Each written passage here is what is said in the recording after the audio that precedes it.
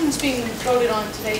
Some teams need more leadership than others, and where does this team fall on that spectrum? I think all teams need great leadership. All great teams need great leadership, I should say.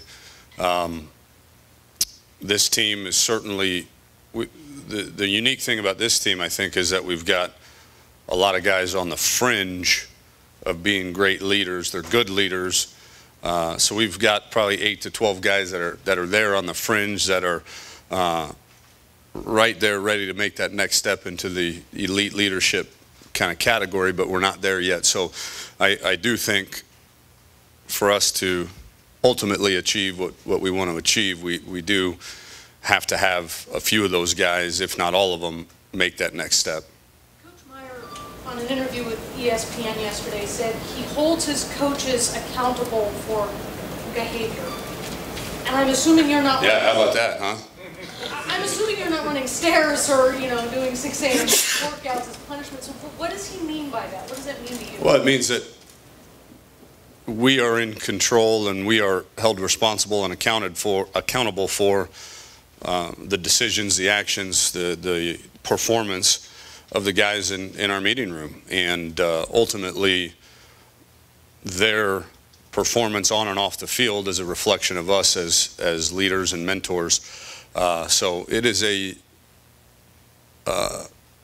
and it's been that way probably everywhere in the country. I think maybe a little bit more here under Coach Meyer, and it's something in the last year and a half that I've really grown to like and embrace, because you are almost forced to form that bond with your players. Now, on the flip side of it, you're also held accountable for the actions of 18 to 22-year-olds, which I know if my coach was held accountable for some of my actions when I was 18 to 22, I don't know if that guy would still have a job. But they also didn't have Twitter and camera phones and Facebook and all that stuff back then too. So long story short, I think it's fairly common throughout the country. I think maybe a little bit more emphasis is put on it here under Coach Meyer, and it's something that us as staff members have certainly embraced.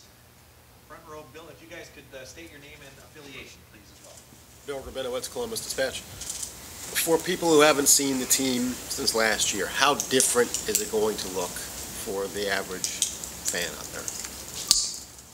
Oh, not maybe to the average fan, not a whole lot different. I think we're not going to go from what we were last year to the triple option, to a wishbone team, or an under center 22 personnel, I team or anything like that. So our base tenets and foundations of being a up-tempo spread, no huddle offense, I think will stay the same. I think when and how the ball is distributed may be a little bit different, being that we've improved at some areas on the perimeter. We've improved a little bit at quarterback too. So I think in play selection and ball distribution, there may be some differences from last year, but I don't think our core foundations of who we are and what we believe in will change. Yeah, I think, again, I've been asked that. We are not, nor will we ever be, one of those teams that they exist in the country, and that's great for them, that they want to run 90, 100 snaps. For us, it sounds cliched, but we're going to do whatever it takes to win, and so we're better at going fast now than we've ever been. If the situation dictates that we need to do more of it, we certainly will, and feel confident that we can. But at the same time, we don't have an we don't want to play the entire game lightning fast, because we understand that there's a lot of different pieces to the puzzle in terms of winning a football game. Middle, Dave? Dave, middlebuttonnotes.com. Tom, can you discuss the progress of Cardale Jones? I'm sure you don't need him this year, but just how's he coming along? Improved slowly. I think he does a lot of things really well. I think he's like any of the other quarterbacks. I think his understanding of what we're doing offensively has improved. I think his decision making has improved. His biggest hurdle right now is just to maintain a level of consistency. It's like I've said about other guys before, you know, when his good is really, really good, but his bad right now is really, really bad. And so we need that good there a lot more than the bad right now. And so he has spurts where you think he's regressed a little bit maybe and hasn't taken that step, but more spurts now than ever before of where you can see some steady progress. JT Barrett, real quick, is the plan to redshirt him, or is it too early to turn him? Well, I think it'd be too early to say. I would hope we have that luxury and that he would be able to have a year to season himself a little bit, but at this point, who knows? But yeah, I think, you know, your fourth quarterback, you hope you don't get to that point, I guess. Front row, right, Austin? Austin Ward, ESPN.com. So much of this offseason was spent talking about Braxton's development, mechanics, reading defenses, leadership. What area do you think he came the furthest in over the last 9-10 months?